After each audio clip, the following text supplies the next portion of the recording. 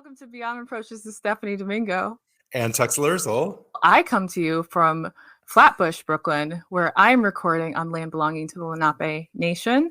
And I come to you from the D. My God, no. From Detroit, where I record on land belonging to the Ojibwe, Ottawa, Potawatomi, and Wyandot nations. Yes, and these nations are just a few of very many out here doing their thing, and we'd like to acknowledge that. This Facts is are facts, the show. America. Facts are facts, America. This is the show about scandals and scandalousness in American politics and government. That's and true. We be drinking and we be swearing. Fuck yeah. I did it. Insult after insult. It's all right. Yeah, today we are drinking, drum roll please, doodle-doo. That's not a drum roll. I don't know what the fuck that was. That was like a Ned Flanders drum roll. Totally. Today we're drinking Cosmos. Yes. Ooh. There are very few cocktails out there that are more immediately recognizable than a Cosmopolitan. This blush pink cocktail in a martini glass with this sweet tart blend of vodka, triple sec, cranberry, and lime juices is so well known. Everyone out there listening has probably had a Cosmo, probably loves a Cosmo and has had many of them. Yeah. I have been wanting to talk about the history of the Cosmo for a long time. They were around a little bit in the 80s. They were around in the 90s, but I wanted to wait specifically for a story that happened either in 1999 or the early 2000s, because that was when the cocktail really, really took off and became this like ubiquitous girly drink that we know it as today. Okay. And that's because it appeared in the second season of Sex and the City in 1999. Oh my God. And that was all it took. After that, this drink was like you couldn't step foot out the door without tripping over a Cosmo after it appeared the first time on Sex and the City. And then it like made several cameos on Sex and the City after that. Like once it broke through, it was all over that show. And for basically like a good decade, it became one of, if not the most popular cocktails in America. Yeah. Just because of Sex and the City. But they did the same thing with like designer shoes, designer handbags, cupcakes. Yes. Like, everybody loved cupcakes because they went to Magnolia on the show. Yeah, they made everything poppin'. Mm-hmm. Yeah. Eventually, though, probably as we all know, that the Cosmo did sort of eventually become kind of a running joke. The quintessential basic bitch beverage. Yeah. This is before pumpkin spice lattes. Became the new basic bitch beverage. Totally. People kind of stopped ordering them like in the late 2000s, but they never really fully went away. In fact, actually, a lot of people believe or suggest that the cocktail resurgence of the early 2000s, like when prohibition bars popped up all over Brooklyn, that kind of thing. Mixology was it, yeah. It happened in direct response to the ubiquitousness and simplicity of the Cosmo. That they're like, no, we're not doing this 4-ingredient bullshit. We're doing real cocktails. Really? Yeah. Okay. Yeah. I can see that. Totally. But even if that is true, it may or may not be true, but even if it is, Cosmos never fully went away. People still love them. People are still drinking them. They did kind of die back a lot, but, people still love them. In the first Sex and the City movie in 2008, the girls order a round of Cosmos as like sort of like a flashback. They're like, ooh, let's try it again. And they take a sip and everyone's like, ooh, it's so good. And Miranda literally says, why did we ever stop drinking this? And Carrie responds, because everyone else started. Oh my God. Yeah. Oh, them. So we know for sure why the Cosmo blew up in 1999, but we don't know for sure who invented it. Because really? about a dozen, there's like seriously about a dozen different origin stories, possible origin stories. Some people believe that it evolved from a 1930s era cocktail called a Cosmopolitan Daisy that was made with gin, Cointreau, lemon juice, and raspberry syrup, which sounds delicious, by the way. Yeah. Other people believe that it was invented by the gay community in Provincetown in the 60s or 70s. Ooh, I because like of like that. P-Town's close proximity to all the cranberries. Some people say that gay men were drinking them in San Francisco in the 70s, but that they were being made with grenadine rather than cranberry juice, and that they were really, really gross. And that like some craft bartender was like, oh, that's pretty in a martini glass. I'm going to make a cocktail that looks like that, but tastes good. Okay. Others believe that the Cosmo was invented. Well, it actually sort of evolved out of Ocean Spray's quest for easy cranberry juice cocktails in the 60s that I've talked about on the show when we did, what was it, the Sea Breeze? Sea Breeze, yes. Yeah. It was their big marketing push, right? Yeah. There was another really, really popular cocktail that was pushed by Ocean Spray called the Harpoon that is basically a Cosmo without the triple sec. So a lot of people are like, that's where they came from. Somebody added triple sec and they're like, it's so cosmopolitan. Oh my God. Yeah. I hope that person did not say that, because that is lies. Yeah. Other people believe that it was a play on a kamikaze. There's a lot of stories where it like evolved out of some other cocktail. Bartending legend and author Gaz Regan believes that the original Cosmopolitan was created in 1985 in Miami Beach, another gay mecca, by a bartender named Cheryl Cook, who added citrus-flavored vodka and cranberry juice to a kamikaze and served it in a martini glass. Others believe that Dale DeGroff came up with the Cosmo at the Rainbow Room in New York, and others still believe that Toby Cecchini first invented them at New York's Odeon restaurant in Tribeca.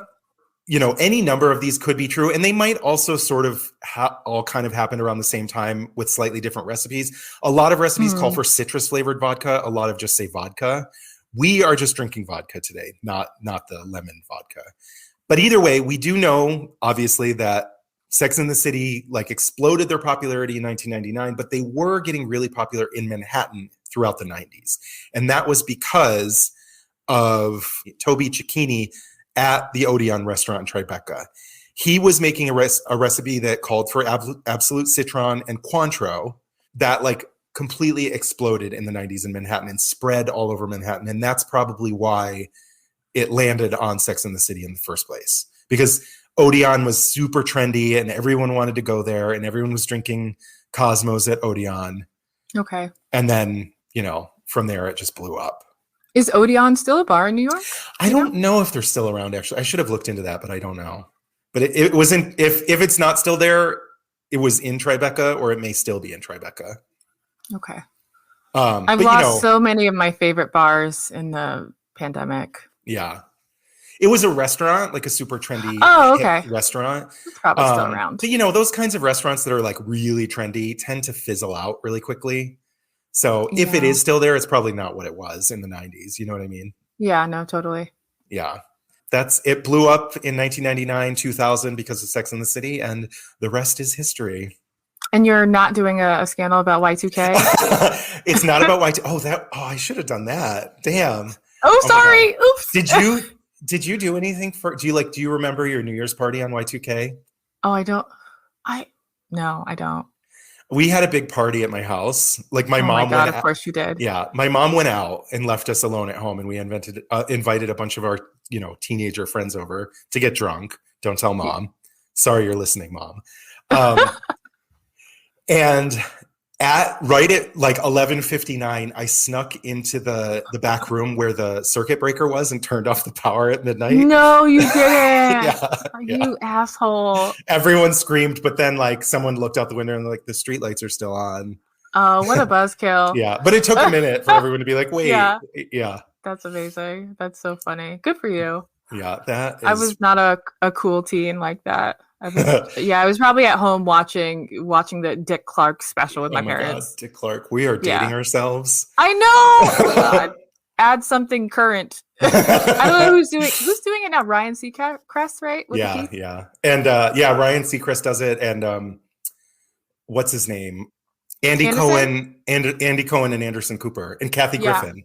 Oh, that's right. Yeah. That's right. The gays are doing it now. The gays. Yeah, I think John Lemon did it one year and got like really like stinking drunk. Oh, and was it Andy Cohen? I think it was Andy Cohen got really, really drunk last year and totally embarrassed himself. I love it. Or maybe it was a few years ago. I love that for him. Yeah. But yeah, that's the Cosmos. So should we take a taste? Yeah. I've been drinking them. Okay, good. Mine does not look as pretty. It is not like up. In a But martini glass, yeah. Yeah, I took a picture. Cheers. Cheers. Cheers. Cheers. Cheers. When I was a kid at school learning the golden rule, teacher often used to say, if you don't tell a lie, there's not a reason why you can't be like Washington someday. How could Washington be a married man and never, never tell a lie?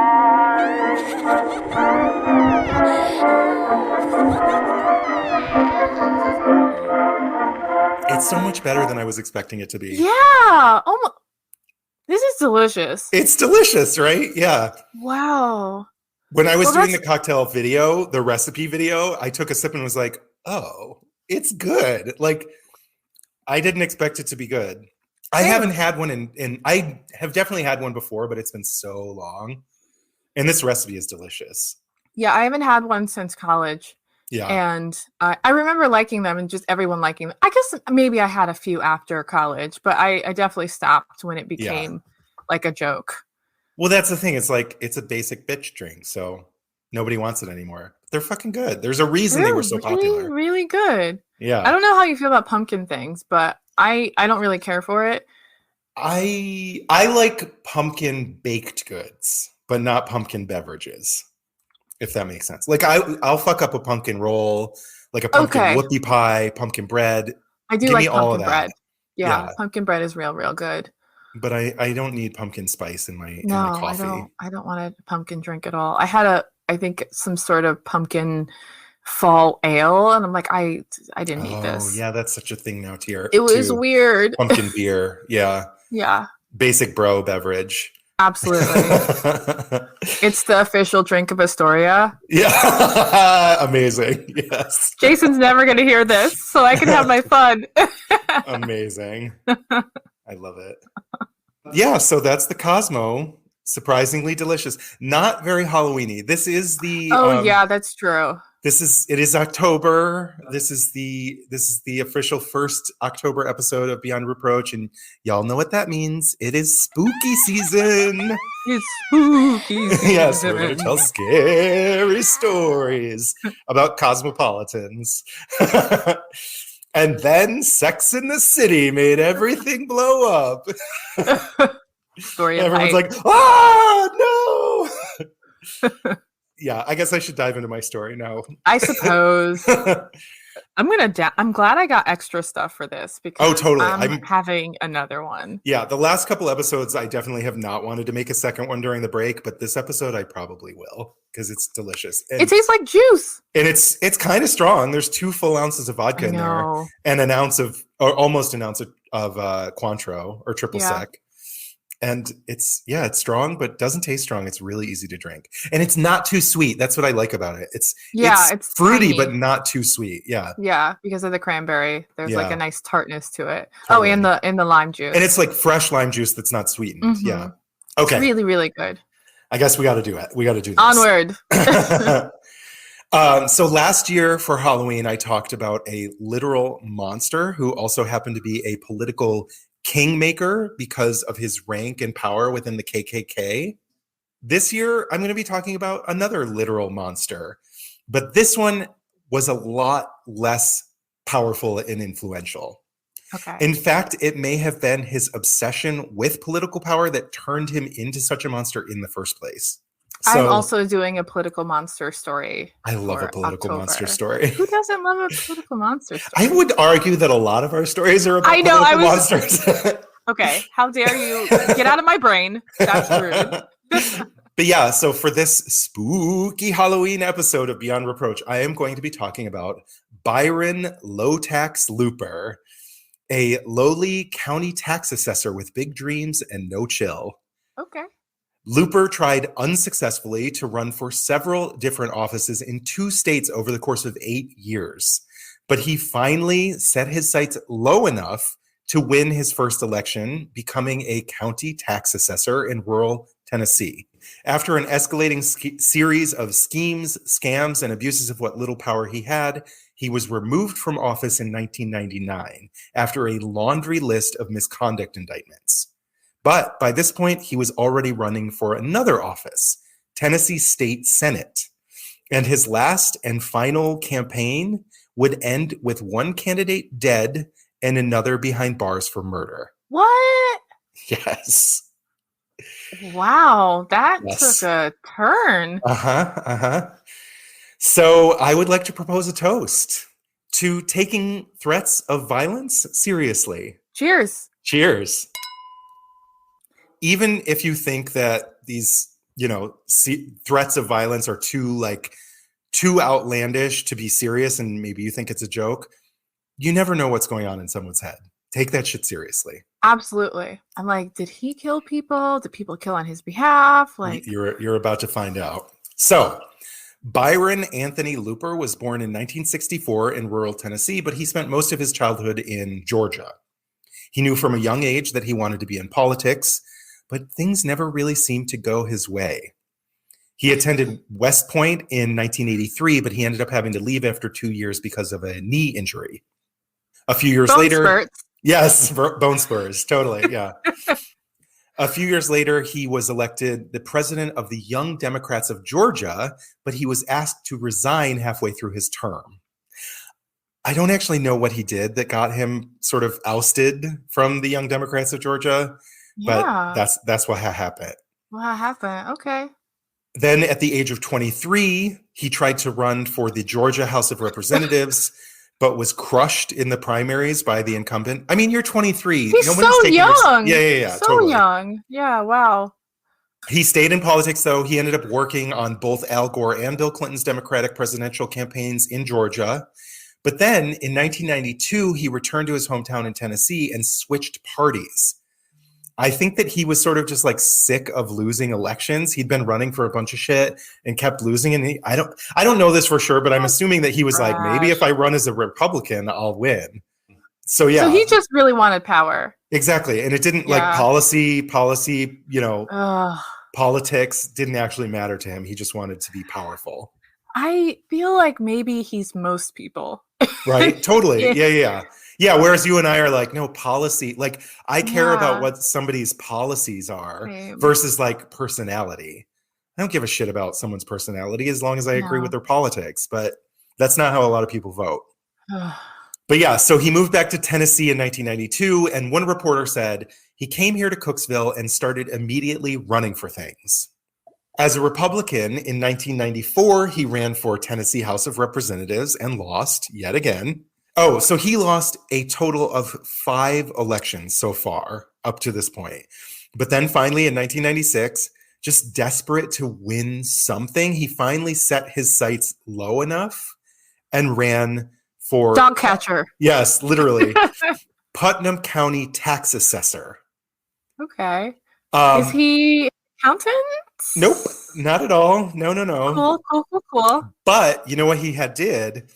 To make a name for himself, he legally changed his middle name from Anthony to Low Tax. Oh my God. In parentheses. Low Tax in parentheses. That was his legal... Apparently, that's you can have parentheses in your name, in your middle name, if you pay to have it legally changed. I guess. I mean, I do get the need for like the apostrophe because some people's names have legitimate apostrophes, but there is no reason to have quotes in your name. Nope. What the fuck? Literally, crazy. Byron parentheses Low Tax Looper. Wait, are you sure though? Absolutely. Everything I read said that the parenthesis was included in his name legally. Wow. Yes. Just wow. Okay. Yes. I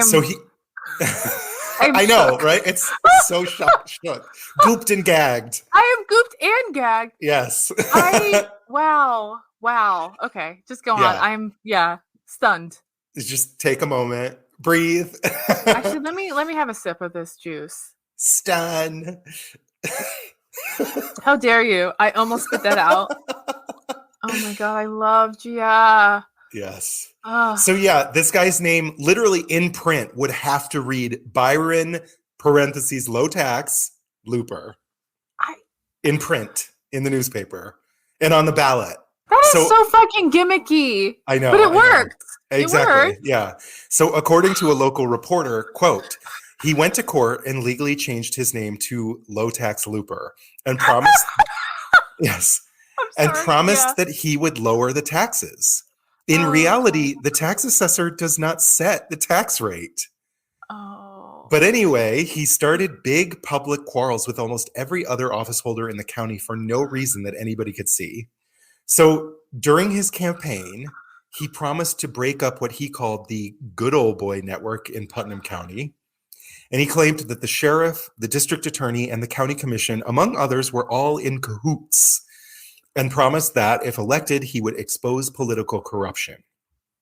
I'm not sure how or why he thought a rural county tax assessor would be able to do all that, but that's what he promised. He's Batman. He literally, except poor. So. Oh yeah, okay, yeah. Batman's superpower is wealth. Yeah, never mind. Exactly. Yeah. So during his campaign, he refused to make any public appearances or participate in any debates, relying instead on an intensely negative mudslinging campaign against his 14-year incumbent. He accused him of giving his friends, quote unquote, sweetheart tax deals, which again is bullshit because the tax assessor doesn't have anything to do with setting the taxes.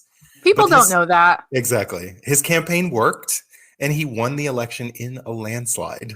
Damn. Yes. Oh, damn.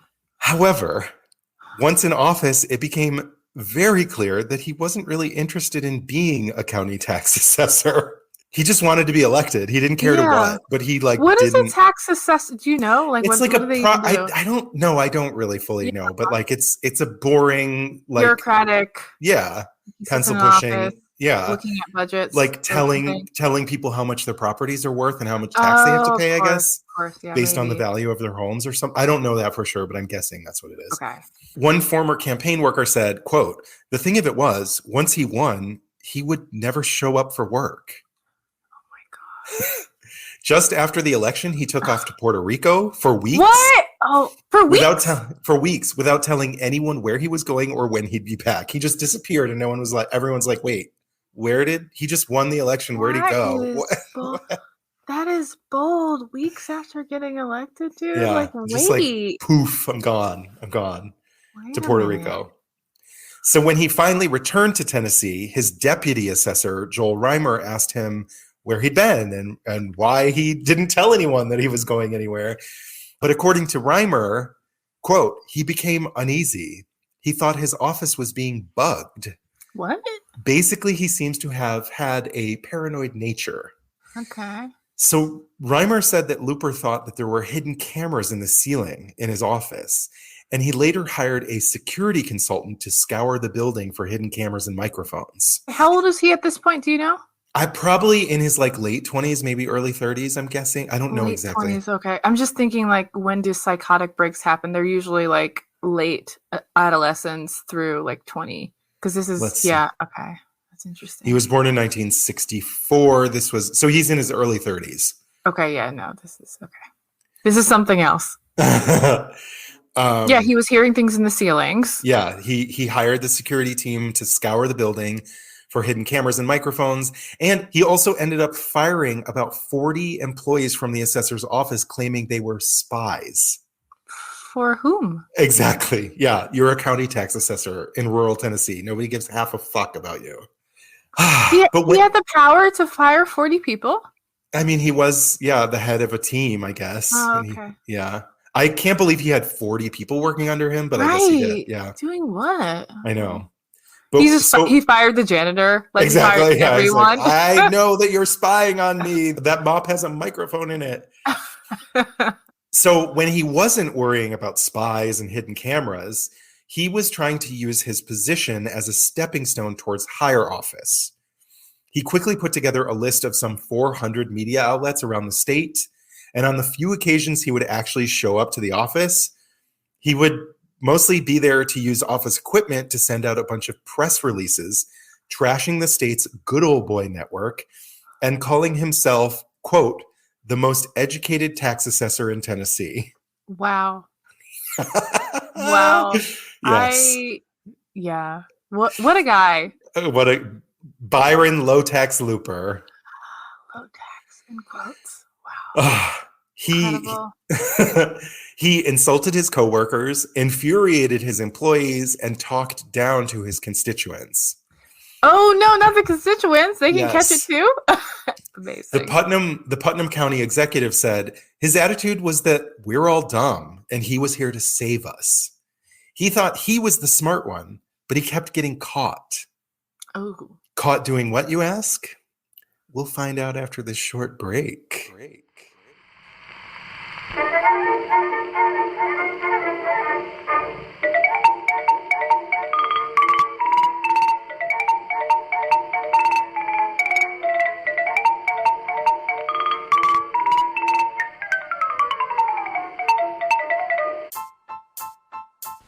So, have you ever thought about what would happen if your airline window popped out?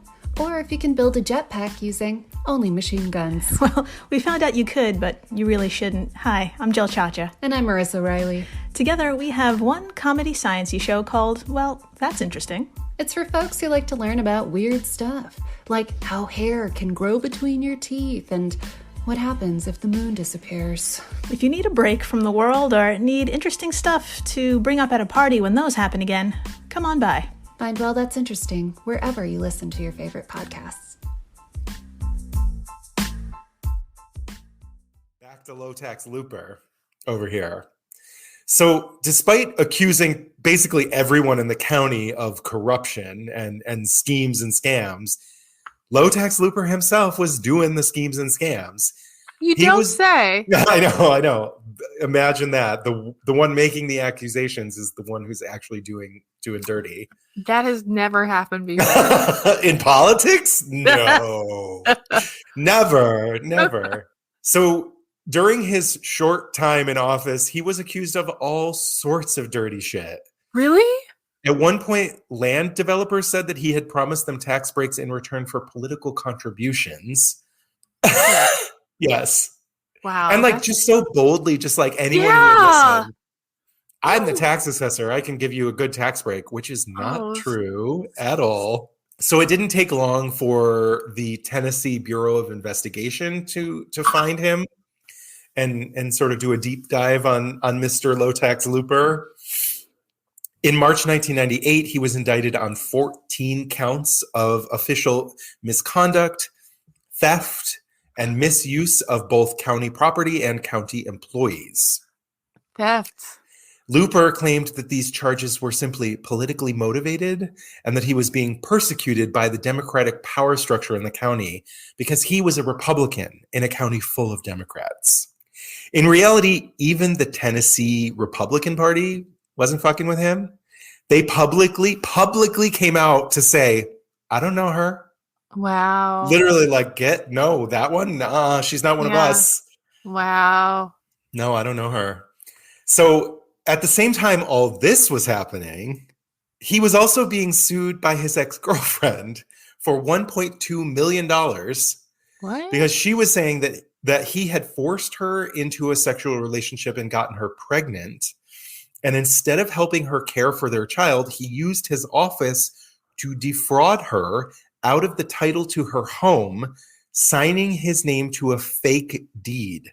What? A forged deed, yes, that he made in his office. Bruh. Sir.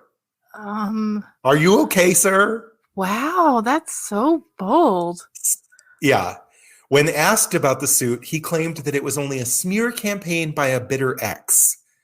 And he told the newspaper, quote, she quote, left me with heart palpitations, a small box of memorabilia, and a red G-string. Oh my God. Yes. He's the worst. He's the worst. Wow. The worst.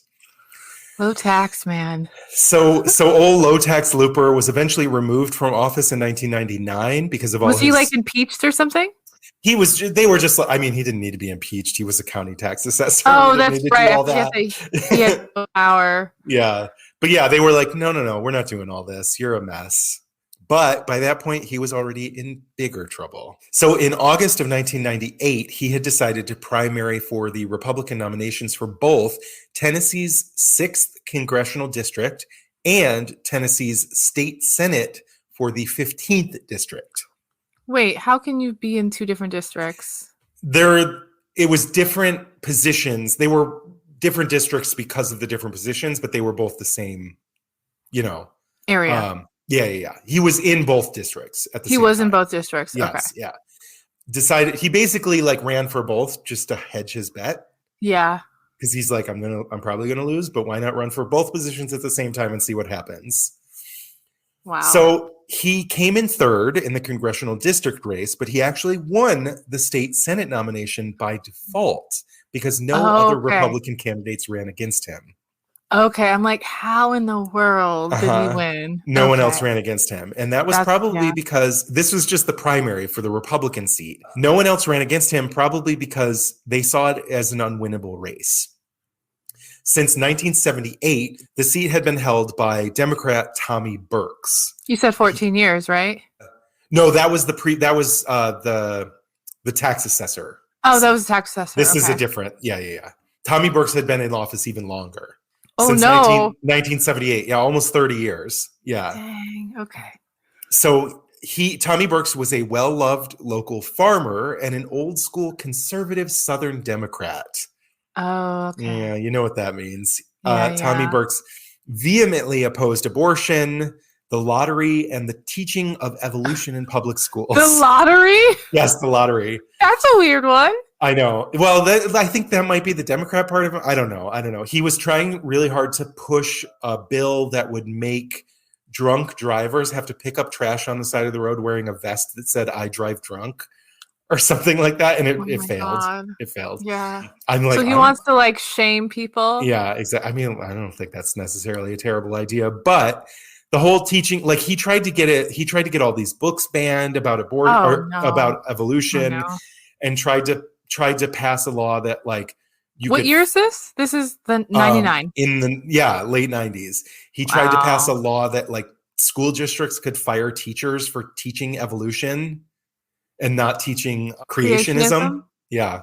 Whoa. It failed. Okay, good. Yeah. This is a Democrat, but that's this is back in the era where the rural South still had some of the hold-ons from the before times when the Democrats were the bad ones. And which is confusing to me because the Republicans were already it was 1998. Yeah, I'm like, what's the difference between the two? Exactly. Yeah. He was a, what do you call it? What do they say? Rhino? So he was a dino. He was the dino. Oh my God. He was, what's his face? The Pennsylvania. Yeah. And Kristen Sinema. Yeah, Joe Manchin and Kristen Sinema. DINOs. Yeah. DINOs. But anyways, he was very popular in rural Tennessee, in Putnam County. Everyone loved him. He had represented the area for nearly 30 years and had reportedly never missed a day of work in all of his years in public service. He was a hog, tobacco, and cattle farmer. Okay. So everyone just loved him. He was folksy and conservative and religious. And so no one thought that Low Tax Looper or any other Republican had a single chance in hell of winning anything against him. But then on the morning of October 19th, 1998, police were called to investigate a likely murder at the Burks farm. Oh, no. Yes. Tommy Burks's body was found with his head resting on the steering wheel of his pickup truck with a single bullet wound above his left eye. The morning had started like any other. Burks was working with his young farmhand, Wesley Rex, trying to get things ready for the annual visit from a local nursery school where children would come. No. Yeah, I know. No. Children were scheduled to come to his pumpkin patch to pick pumpkins to take home for Halloween. Yeah, literally every year, the little kiddos would show up and pick pumpkins from his pumpkin patch for Halloween. No. And he wound up dead the day they were supposed to come. They didn't come. Okay. Yeah, it happened really early in the morning, so the kids didn't come. Oh my God. Yeah. So he's working with his farmhand Wes Rex, and he's sort of they're standing around early in the morning trying to get things ready for this visit from the nursery school students. And both of them, Burks and Rex, kind of notice that there's like, they're talking about what they need to do for the day to get ready. And they notice this black sedan keeps driving past them, back and forth, driving past them. And the driver is wearing dark sunglasses and black gloves. Oh, oh my And they're God. like, that's strange. Let's go about our business, cleaning up the pumpkin patch and slopping the hogs. Rex is like, okay, I'm going to get to work. And he drives away to another part of the farm. He gets in his truck and he drives off. And as he's in his car driving to another part of the farm, he drives past this black sedan and he got a good look at the driver's face. And then he got out of the car and was doing his work somewhere else and happened to notice, he looked over and saw that the sedan drove up to Tommy Burks's pickup truck and got out, and he heard a loud pop sound. And then he saw the car speed off down the dirt road towards the highway. Yes. Wow. So the community was completely shocked I can't believe he did this shit in earshot. Broad daylight in front of witnesses. Oh my God. He's wearing sunglasses and gloves in his own car. Oh my God. So the community was shocked by Tommy Burks' death, but no one could think of any plausible motivation for this murder. They're like, do we know anyone stupid enough to do this? Yeah. Nobody could think of any reason that anyone would want to kill him. But, it didn't take long for people to notice that Low Tax Looper seemed to have gone missing and hadn't been seen since the day before the shooting. Oh my God. This guy. It Not also suspicious at all. It also didn't go unnoticed that he never released, like as a politician, he never released any statement offering his condolences to the Burks family, which all the locals agreed was bad manners. Oh. There was like several articles that were like, this is bad manners. He didn't offer his condolences. How rude. I mean, yeah. I mean, it was, that's what he should have done, obviously. Yeah. But I just thought it just tickled me that they were like, he wasn't brought up right. He's a murderer, but like he didn't do right. Yeah. He should have sent a condolence. Like that would be better. Wow.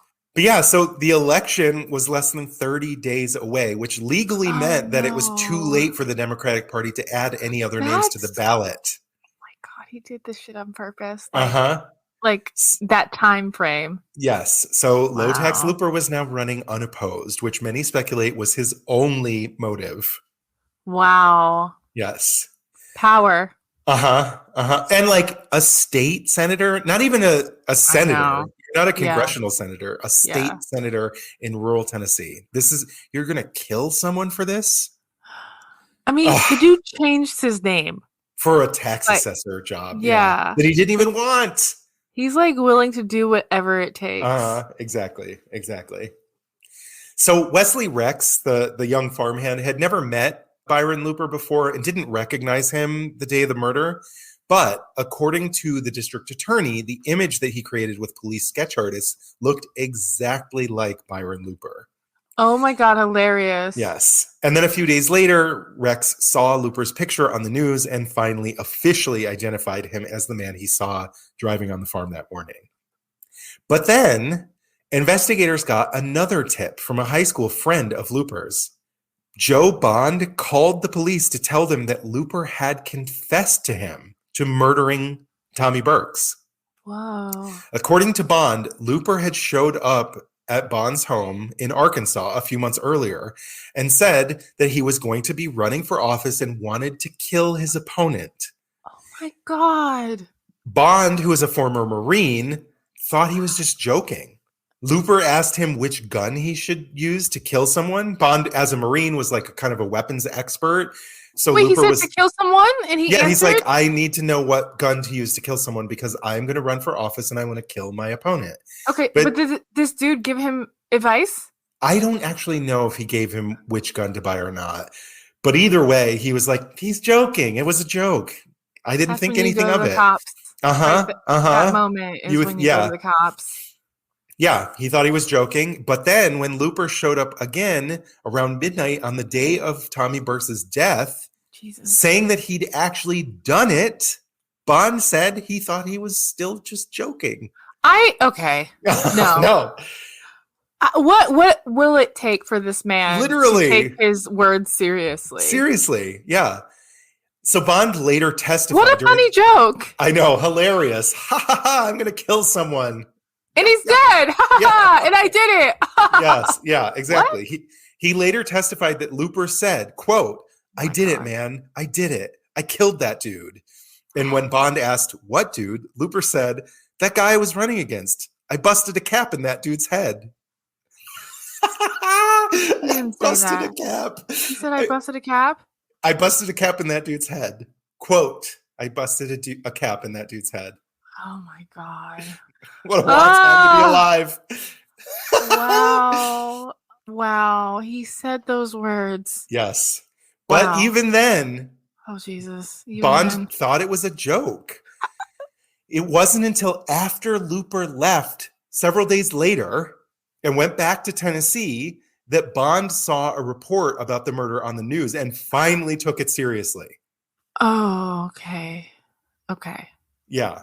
That's bullshit, but okay. I know, totally. No, apparently he was like telling him while he was there for a couple of days, and he was like, "Oh my God, I got to change the tires on my car because I left tire marks at the murder scene." Seriously? And he still thought it was a joke? It's hilarious. This guy just doesn't know when to quit. Oh no.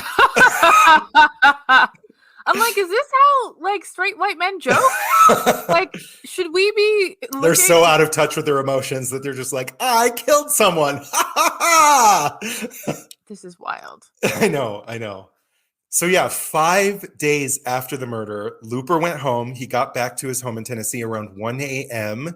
and found police waiting for him to arrest him. And according to police reports, Looper offered the arresting officers sodas and was acting strangely calm and sat there quietly going through his mail on the sofa while he was waiting for his lawyer to show up. Just apparently they didn't take him in right away. They waited for his lawyer to come to the house, and he was just sitting on the couch like, you want a soda? I'm going to look through the mail and see if I got any credit card offers or whatever. Oh my God. Yeah. Wow. That's too much. Wow. Yeah. So while the investigators were building a case in this murder trial, the Tennessee State Senate race was still continuing ahead as scheduled. Yes. And Low Tax Looper was the only name on the ballot. But isn't there a way to get him off? They were trying, but it was so close to the election that it was really tough, and they couldn't figure out like legally. There was nothing. They tried to get him off for like moral turpitude or something, but he hadn't been convicted yet. But they couldn't put another name on the ballot legally because, it had to happen had to happen before 30 days or whatever. They would have to do write-ins at this point. So that's what they ended up doing. So Tommy Burks' widow, Charlotte, was urged to step forward as a write-in candidate. And dozens of volunteers helped her campaign. They went around the county. They held up signs on election day on the side of the road, like, make sure you write in Charlotte. Don't vote for this guy's a murderer. Low Tax Looper. Yeah. Dozens of volunteers helped her, including state Republicans who were hoping to distance themselves from old Low Tax. The state's Republican chairman even said, quote, "We sincerely hope that the voters of this particular Senate district will reject his candidacy. Pulling off a write-in campaign is a very large tax, and Mr. Looper will be the only candidate on the ballot. Those seeking to defeat him will have to make a very hard effort." Yeah, to get a write-in, to get everyone on board with a write-in. Totally. But yeah, 2 weeks after her husband's death, Charlotte Burks received 97% of the vote. Okay, good. Oh. And she ended up going on to being reelected over and over and over again until she retired in 2015. Okay. Yeah. But yeah, it took almost 2 years for Looper to finally go to trial in the summer of 2000. Citing local bias, the defense fought to have a change of judge and a change of venue for the trial, which certainly helped delay the trial. But then Looper also changed attorneys 8 times before the trial officially commenced. So he was going not guilty on this? Yeah. Yes, Hilarious. he was absolutely going not guilty. Of course he was. He didn't get along with a lot of the attorneys. One attorney actually submitted like a sealed court document, like, I cannot represent this man, and here's why. I get it. Right, yeah. So he went through 8 different attorneys before the trial officially started, almost 2 years after the murder. When he finally had a defense team that would represent him, the defense tried to discredit Joe Bond, saying that he was lying about Looper's confession and that he had only contacted police because Looper hit on his girlfriend. Oh my God. He was trying to frame him for murder because he hit on his girlfriend. Girl, bye. Mm-hmm. They also relied heavily on testimony from Looper's mother, Reba, and her neighbors, who insisted that her son had been visiting her in Georgia on the morning of the murder. She still insists to this day that her son is innocent. Oh, okay. Old Reba, not buying it. Yeah. But yeah, the defense didn't stand a chance. There was basically an airtight case from the prosecution. It's like, hey, my mom says I didn't do it, guys. Exactly. Like, yeah. I hit on that guy's girlfriend. Yeah. Sorry. I didn't kill look anyone. at me. I'm just irresistible. And Yeah. I'm sure he's not. Yeah, totally. Yeah, he is not. He looks like mayonnaise. I already have a picture. Yeah. Yeah. Looks like he looks like Miracle Whip. Oh, okay. Yeah. I kind of fuck with Miracle Whip and I judge myself. I grew up in the 90s. Yeah, I mean, as did I, but my grandmother loved Miracle Whip, but I did not. Yeah. I'm a gourmand. You were a little gourmand in the 90s, turning your nose up. I would eat ramen and Doritos, but no Miracle Whip for me. Where were we? You were out there eating Cool Whip, though. So frozen, yes. Oh my God, delightful. The horror. But yeah, so one of the prosecuting attorneys said, quote, "He didn't leave DNA at the scene. He left a bullet at the scene. He left tire tracks at the scene. He left an impression of who he was on a young man at the scene." Along with testimonies from Wes Rex and Joe Bond, 2 political consultants also came forward and testified that Byron Low Tax Looper had approached them, both of them, wanting their help running a political race. He thought his best bet for winning was to murder his opponent during the election. Oh my God. And none of these people talked. Literally. What are you doing? What the fuck is going on? He told at least 3 different people. Okay, who did he tell? He told his barber. Right? Totally. Yeah. The guy at the deli counter. I'm going to kill somebody. What gun should I use? Yeah. It's like, sir, this is a Home Depot. Like, You're what are you so doing? funny. Yeah. Wow. You crack me up, you son of a bitch. Speechless. I don't understand how so many people were just like, oh, him. What? Yeah. So after just over 2 hours of deliberations, Looper was found guilty of first-degree murder. And at the request of the Burks family, he was sentenced to life in prison rather than sentenced to death. He was sentenced to life in prison without the possibility of parole. But he actually died in prison in 2013 at the age of 48. Oh, damn. Yeah. Something about his heart and like overdosing on antidepressants or something. I don't know. Blood pressure, etc. Okay. So Tommy Burks' daughter, when he died, came out and said that she wished that Looper had not died so young. Basically sort of saying like he deserved to suffer longer in prison. Yeah.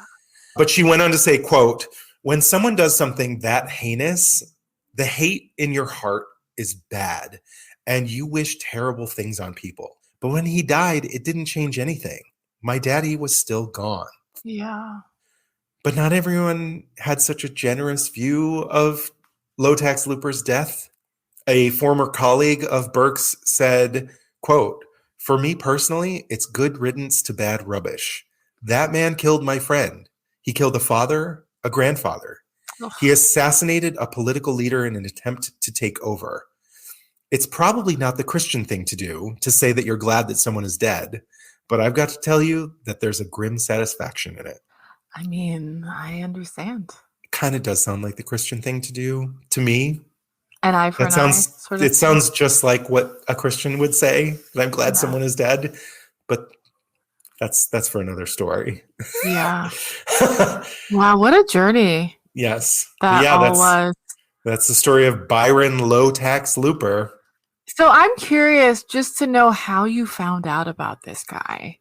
So because it's October and I wanted to do a spooky story, I literally Googled like political murderer.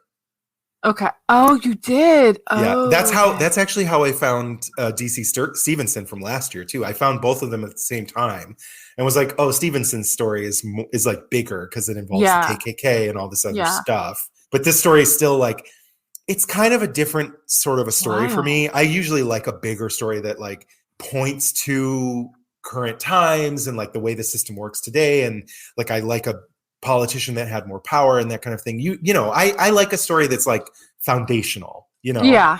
But like this story is just so fucking scandalous. It's so over the top. Like literally, like dude. He was so bad at crime.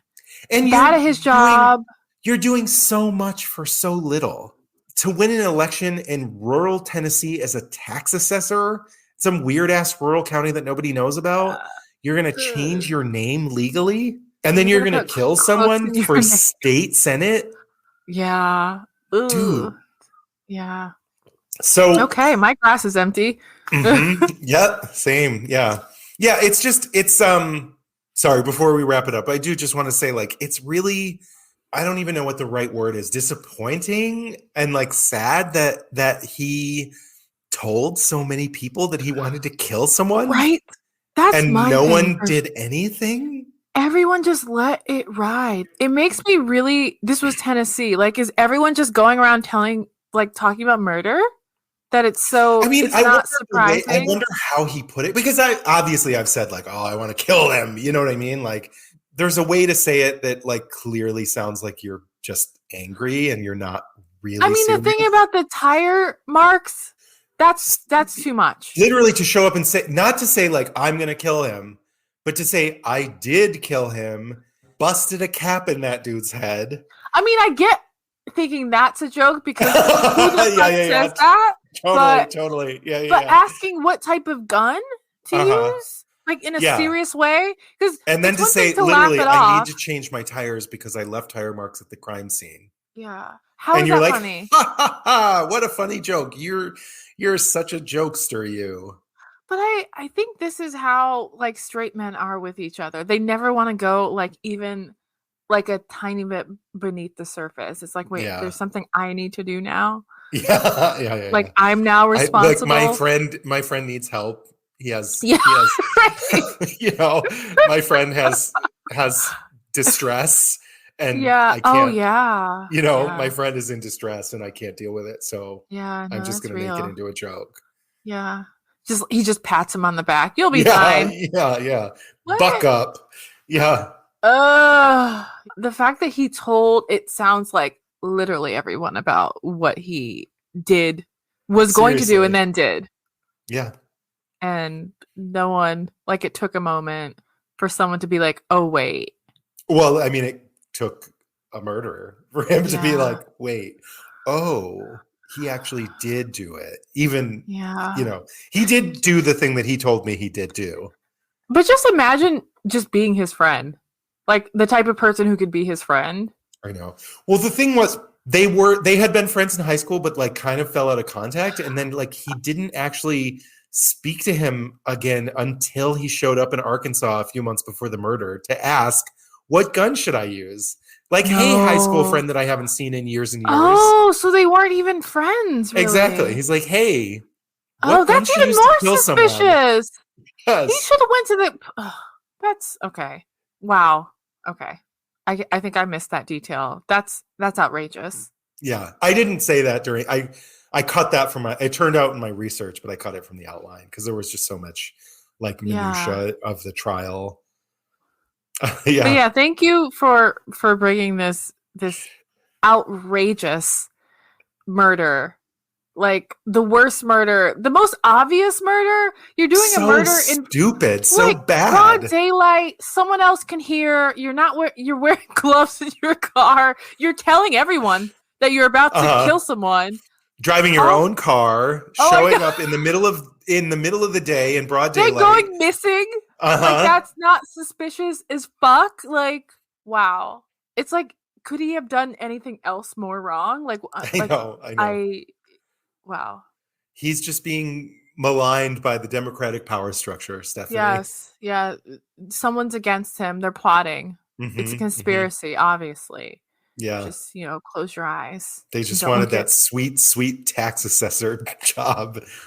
Everyone was just jealous of Low Tax Looper, man. It's just, I mean, look at him. Yeah. It's because he hit on their girlfriends. I know. I hate it when mayonnaise hits on my girlfriend. Oh, it's the worst. But yeah, my drink has been empty for a moment now. Same. She's long gone. Yeah. R.I.P. Cosmo. You were missed. So America's history is juicy. We just add vodka, cranberry, a little bit of lime juice, and some triple sec or Cointreau. If you're fancy. If you's fancy. I'm not fancy. I think I'm going to put this on Instagram, just like how my drink looks versus how yours. Like do a side by side. I've already taken a picture, and it's real sad. Amazing. Yeah. I love that. We love that. So thank you so much for listening to Beyond Reproach. This has been Stephanie Domingo. And Tux Loerzel. Low Tax Loerzel. Oh my God. Quote, low tax. Unquote. Parentheses. Yes. Oh, incredible. Just, to me, he feels like a short king, Right. He's giving short king vibes. Absolutely. Thank you to our new editor, Dev. We could not do this without him. Absolutely not. Thank you so much. Bye. Thanks for listening. Bye. Oh my God. Short king vibes. Thank you for listening to Beyond Reproach. Please note we are not historians. We are just a couple of drunks who never shut up and love history. A full list of all source information can be found in the show notes on our website.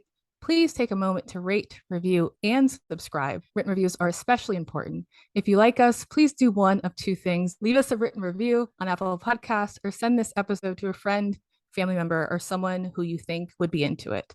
Don't forget to follow us on social media and make sure you follow us on Instagram because we post our cocktail recipes the Thursday before each full episode. Please drink along with us if you are not driving. We also have a shop on beyondreproachpod.com. Get your merch, brand yourselves. We also have exclusive content on Patreon where you can directly support the production of our show.